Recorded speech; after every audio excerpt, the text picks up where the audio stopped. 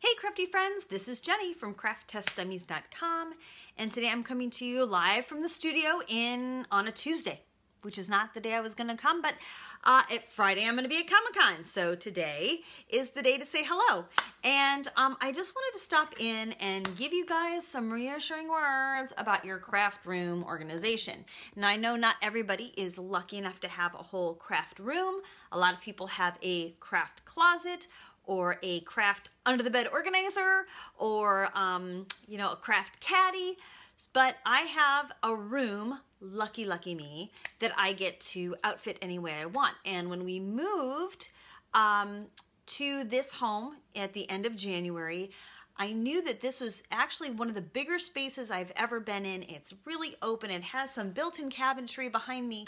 But I knew that it would be an evolution. So the first thing I want to say to you, whether you have a closet, a caddy, a room, a nook, a shed, realize that your craft space is going to be ever evolving, because probably the products that you use, the things that you're making, are always changing. So the things that you have to have at your fingertips today may be something that you can kind of move to the back of the closet or underneath the bed tomorrow. So I just wanted to share a little bit of my evolutionary process even since January. So I have my main work tables ahead of me, which you can't see because you're looking behind me. But I did realize that I needed to have all of my inks behind me. First of all, I think they're really lovely, and it's nice to have them behind me as a backdrop when I'm doing a video or a Periscope or a live YouTube or Facebook. But also the color inspires me. And for me, if I have those things out where I can see them, then I am more likely to grab them and use them. So there was another thing that I had. I had my Sizzix manual die cut machine on a cart kind of across the room, because I thought, well, anytime I need to get a die cut, I'll just walk across the room and go do that and then walk back. And at the end of the day, I realized, no, I use my manual die cutting machine like daily, and so it really does need to be right near my desk. So I'm going to take you guys on a little walk. What I have decided to do, move it over here on this desk next to me. So now my Sizzix is right on the table. Normally this is where my die cutting or my scoring tablet and or my little manual trimmer lives. So I've put all of my dies right here. So now I can just kind of pivot my chair, grab my die, grab my little manual die cut. I also keep some foam adhesive here. I keep other adhesives in this drawer. So now I can just kind of grab what I need because I'm using it all the time. So that's the thing is, again, I wasn't planning on using my manual die cutting machine all the time, but as it turns out, I really like having it handy. So then I decided, since I need to have my manual machine here, what am I going to do with like maybe my new Cricut Maker? So I decided to put that on my rolly cart, and I'm going to take you over to another section of my studio so that you can see where that is. Now, formerly, I had it living here, kind of against the wall. Issues. I figured that I could just, again, roll it over to my, but as it's turned out, I've decided that I'm going to keep all of my die cutting machines over here in the corner, and I'll show you where that is. Ta-da! So here's my lovely rolling cart. I have now changed all of these drawers out, and this is where I'm keeping my vinyl, my adhesive cardstock, anything that I think I might use with my now lives here in this rolly cart. And I'm also keeping my other die cutting machines on this bookshelf. I'm in the process of redoing that. So here you have to now roll it all the way across the room to connect it to my computer if I'm using my desktop, although I can cut things, which is good.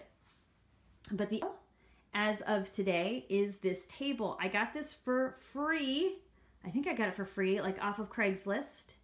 And it isn't in great shape. I had to put some screws in it. I put a little liquid nails on it.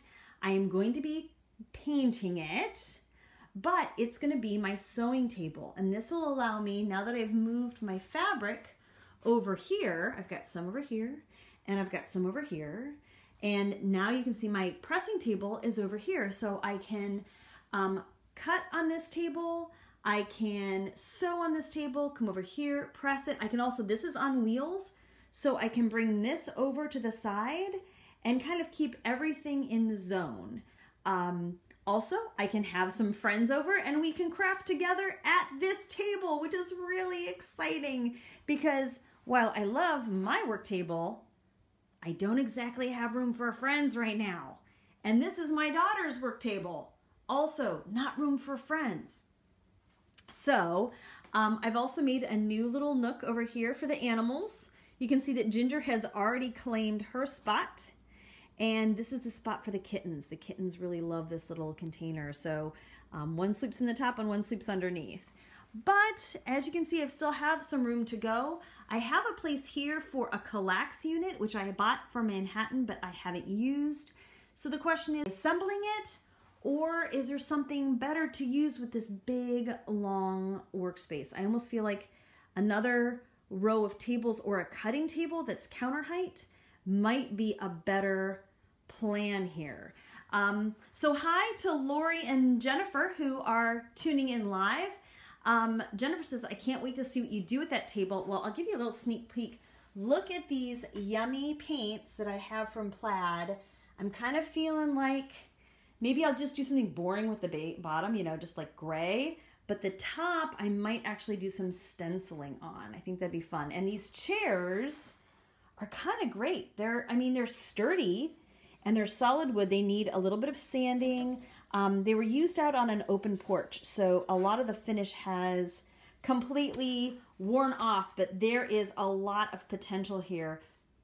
And I got the table, and I think I got 4 chairs for free from Craigslist. Oh, thank you very much. A lot of fun, and when folks come to visit, so that's kind of where I am, and I just thought I hadn't done a Facebook Live for a while, so I thought I would pop in and share with you where I'm going. My next goal is to put a few more things away and maybe even clear some surfaces. Oh my gosh, so much to do. So anyway, if you have any thoughts about organization or tips that you love as far as organizing and keeping the things that you use most close at hand, feel free to leave that in the comments. This is going to be kind of pinned to the top for the next week or so. So please use this as an opportunity to share ideas amongst yourselves for your craft supplies organized and handy so you can be an efficient crafter, because that's what we all aspire to be. All right, everybody, thank you for being here today. Thanks to my friends who joined in live. Thanks for all of you who may watch this on replay. I really appreciate it. See you around. Bye-bye.